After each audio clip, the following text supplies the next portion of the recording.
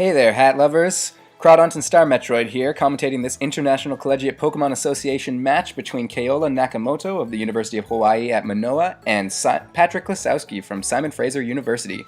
On Keola's side, we have a Milotic, a Landorus Therian, an Entei, and a Thundurus Incarnate, and two Pokemon in back that we have not yet seen. For Patrick, he's leading off with Kangaskhan, Amoonguss, Thundurus, and Heatran. So, for Keola's team, looks like we don't really know what it is, actually. I mean, we know what it is, but you don't know what it is. And yeah. and Patrick appears to have a fairly standard-looking chalk team. Yeah, although we have to confirm the Landorus Therian there, but who doesn't use Landorus in this format? Of course it's there. I mean, he has the other guy's a Milotic. Of course he has Landorus. Yeah, he wouldn't actually bring a Milotic to a game unless there was a Landorus on the opponent's team, right? Yeah. Yeah, well, maybe we'll just hop right into the battle then. Sounds good? Sounds good. All right. So we've got Patrick on the top and Keola on the bottom. Keola leading off with a Landorus and Milotic. Ooh, shiny Milotic. Very nice. Landorus Therian, of course. And Patrick leads with a Heatran Thundurus combination. Landorus's Intimidate activates, and Mr. Fire Spider has his attack fall. As does the Thundurus. As does the Thundurus. Now, of course, that doesn't matter. Well, Skydrop. Potential Skydrop. So what do you think about these lead matchups? Well, it seems like Kasoman was fishing for a Landorus lead. Not that we know that Patrick has a Landorus yet, but he didn't appear to get it. Yeah, fair enough. Thundurus potentially threatens both of these Pokemon here with a Thunderbolt on Milotic and a Hidden Power Ice on the Landorus, but it has to be wary of a Rock Slide. Yeah, and Milotic's also got that Scald threatening on the Heatran, and Heatran can't really touch Milotic very much, so I think Patrick kind of in a bit of trouble, honestly. He's a bit out-pressured. And we're going to see what happens here, and yeah, we do see that Heatran Protect. Didn't really want to take an Earthquake or a Scald. Yeah, he doesn't want any of what Kasoman is selling. Yeah, Kasoman also protects Milotic, and Landorus fires off a Rock Slide, missing the Thundurus, who launches a Hidden Power Ice into that Landorus slot. So indeed, that Thundurus is threatening that Landorus, but we see it doesn't do that much damage.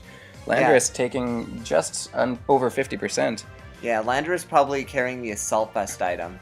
And from this turn, we do see that the Thundurus isn't faster than the Landorus, and with the popularity of Assault Vest Landorus, it's tempting to go with the max speed Thundurus, because you can actually outspeed it and get the HP Ice off before you get Rock Slide. Yeah, we also didn't see that HP Ice, we didn't see a Life Orb activate there, so that weak damage output, just over 50% from a 4x effective move. Thundurus maybe not fishing for a one-hit KO. Yeah, it may just be hoping to get the 2-hit KO, and it probably has the Citrus Berry to turn Rock Slide into a 3-hit KO on itself, and just hopes that it doesn't get flinched too much. Yeah, so we're going to see Landorus switch out here. Doesn't want to get KO'd by that Hidden Power Ice. Doesn't want to fish for a potential Earthquake either. That Heatran, of course, fearing an Earthquake. And indeed, Patrick switches Heatran out. As I mentioned, it's got to fear Earthquake, it's got to fear a Scald. Switching in an Amoonguss, which should take that Scald quite nicely. Ooh. Patrick makes a nice read here, going for the Thunderbolt on Milotic. Activating its it's Maranga Berry. So Milotic boosting its special defense and launching that Scald into the Amoonguss slot, into that former Heatran. And so now we've got a different dynamic here. Who do you think? What's going on? Yeah, the Amoonguss was a nice switch-in back when Landorus was in play, but the Entei switching in here kind of makes it a bit of a moot point. Although, do either of Milotic or Entei really threaten Thundurus? Milotic's got plus special defense boost, but...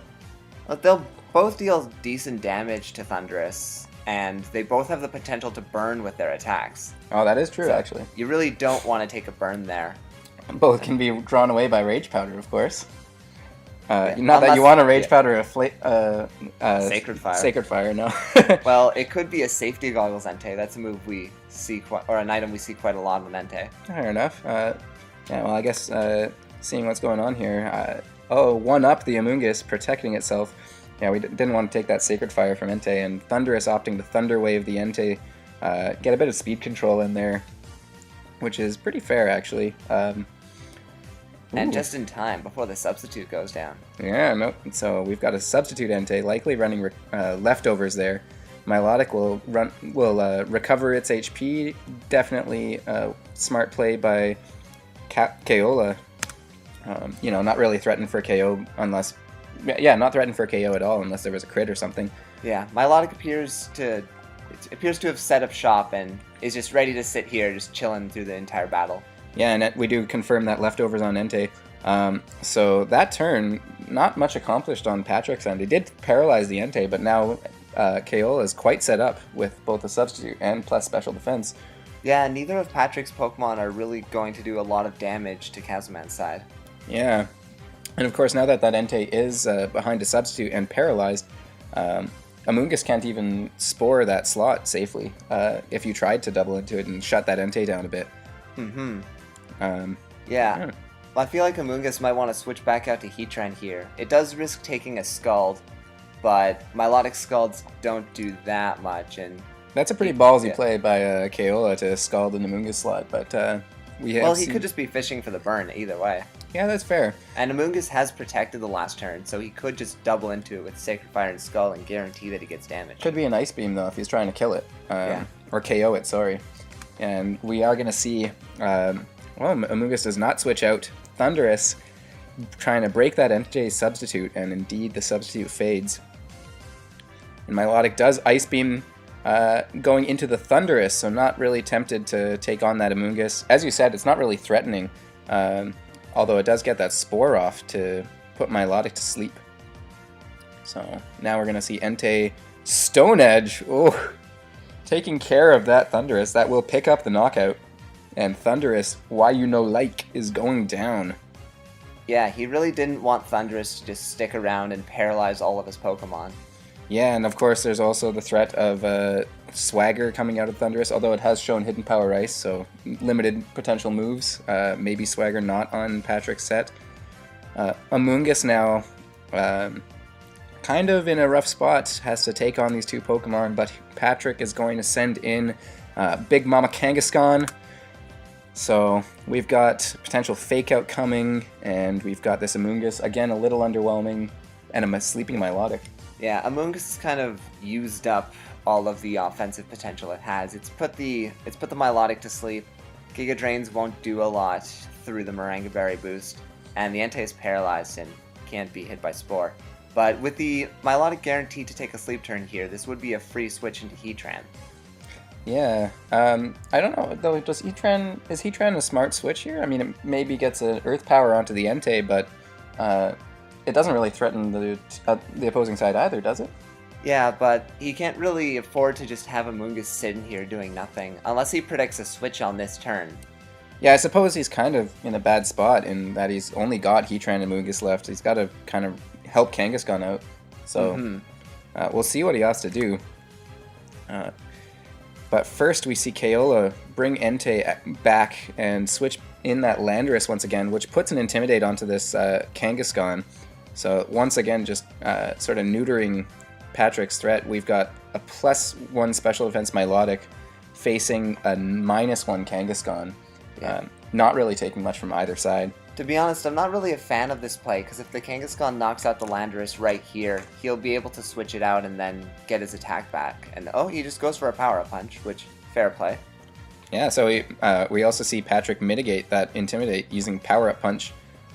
What does Amoonguss do here, though? Sludge Bomb into the Landorus. Sludge Bomb for some damage. Yeah, just trying to hit Fairy types harder. Yeah, so we see that Sludge Bomb from Amoonguss possibly not carrying Giga Drain. Most likely at this point. Yeah, presuming it has Rage Powder. We've seen the Spore. So now we've got this Landorus that's threatening a Kangaskhan potentially, although Kangaskhan similarly threatening Landorus. Milotic's still asleep but can wake up this turn. Kangaskhan is probably faster than the Landorus, because the Landorus based off the damage it took earlier, it appears it's not a Scarf set. Yeah, and it was also outsped by Thundurus, which could be max speed, but it wasn't actually outsped by the Thundurus. It missed the Thundurus with the Rock Slide. Yeah, sorry, that's right. But we do actually see Kaola switch that Landorus back out, maybe wanting to get another Intimidate off at some point this game, and instead bring in Thundurus. I feel like that shows that the Kangaskhan isn't max speed, because it went for the Sucker Punch instead of just going for a return. Yeah, I was about to say that's an interesting play by Patrick. Maybe not. Might have been a mistake there, but it might just be a slower Kangaskhan. Yeah, questionable play going on there. Channel the inner Cybertron. So we do see Thunderous switch in though. Not much done on this turn. Milotic continues to sleep, and Sludge Bomb going into that Milotic. So now Kangaskhan's got to contend with potentially getting paralyzed, and he still has to take out that Milotic at some point. But he's got a +1 Kangaskhan to do it. And he does have Amoonguss to Rage Powder, and while Amoonguss wasn't doing anything a couple turns ago, it has just come back to a position where Rage Powder is going to keep it in a good spot, where it can take an HP Ice, it can take an Ice Beam, and Kangaskhan can probably knock out anything else in play right now. Yeah, so we might actually see that Landorus switch back in, maybe to mitigate that Intimidate, but or mitigate that Kangaskhan a bit, but I don't know. I don't know if I like that play, because it might be a good threat in the future. Yeah, I kind of like conserving the Landorus, just because it does so well against everything Patrick has left. Yeah, he also needs to have a plan for that Heatran, and we do see Amoonguss go for a Rage Powder here, and that draws the Thunder Wave away from what could have been a Kangaskhan, almost certainly, because of the benefit of that speed drop. Amoonguss absorbing that, and Kangaskhan launching a return into the Milotic slot will pick up the KO, and that Milotic looking scary at one point, but taken care of by a combination of sleep and +1 Kangaskhan. Yeah, Milotic didn't really accomplish a lot this game, unfortunately. Like, it probably kept the Landorus off of Patrick's side, but it didn't actually offer any offensive pressure throughout the match. Yeah, and we actually see Kaola bring in that Landorus Therian again, so Kangaskhan now back to neutral attack stat, and Kaola still has Entei in the back, so we've got a paralyzed Amoonguss, an Heatran on Patrick's side, Kangaskhan back to neutral. How do you approach from here? I think the obvious play for Patrick is just to go for a return on the Landorus, because if you can knock that out, Entei's shown that it has Substitute and Stone Edge, so odds are it doesn't have a ground move like Bulldoze. So if it comes down to Entei and Thunderous versus the Heatran and the Amoonguss, then Kasoman probably won't be able to knock out that Heatran very easily. Yeah, that's pretty fair. Also, that Entei is paralyzed, so the Amoonguss being paralyzed, those potential off turns where you get fully paralyzed, or, you know, both sides are going to have to take those. And then Entei is also relying on Stone Edge to heat Heatran at that. Oh, so we see Amoonguss get fully paralyzed there, as I was just talking about. Thunderous goes for the Swagger on Amoonguss anyways, so yeah, he kind of got on. He wasn't punished by that play. Yeah, could have been a Protect, could have been a Rage Powder, doesn't matter, it's now a Swagger target. And we see that Kangaskhan was faster than Landorus, so the Sucker Punch play earlier was a bit questionable. But we do nonetheless see Landorus get KO'd, and as you mentioned, now, unless Entei is running some crazy tech move like no Protect, then we've got a situation where Heatran's pretty set to clean up and back. Yeah, so I think from here, Kangaskhan just needs to go for knockouts on Thunderous. yeah, maybe Entei just needs